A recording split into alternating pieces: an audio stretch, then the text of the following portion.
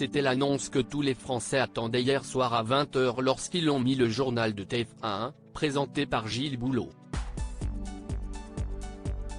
Présent en plateau, Didier Deschamps a pu y annoncer en direct la liste des joueurs qu'il a choisi de sélectionner pour participer à la Coupe du Monde, qui va se tenir au Qatar dans une dizaine de jours.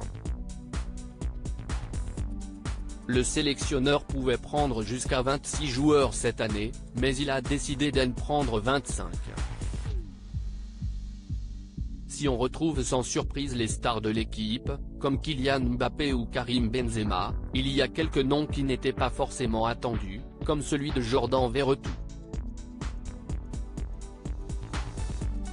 Assez peu connu du public français, le joueur de 29 ans est passé par de grands clubs, comme la Rome en Italie et depuis cet été, il joue pour l'Olympique de Marseille.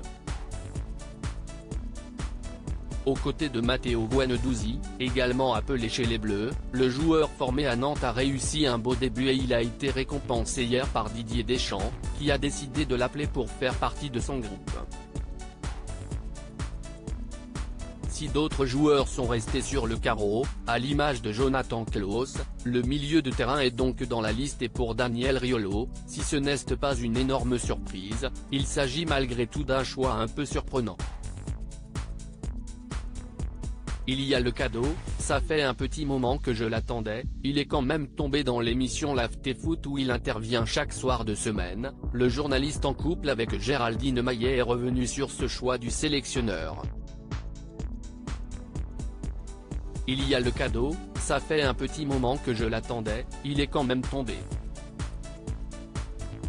Jordan Verretou est dans la liste, démarre Daniel Riolo, avant de lâcher une information assez surprenante, si est normal, il a changé d'âge il n'y a pas très longtemps, pour aller dans l'écurie de Vadim Vassiliev dont l'employé est Bachir Nehar, qui occupe le poste d'intendant au sein de l'équipe de France, mais nous n'avons rien dit, surtout aucun sous-entendu dans mes propos, aucun. Mais tout de même merci Jordan Verretou d'être là. Mais si est juste une information.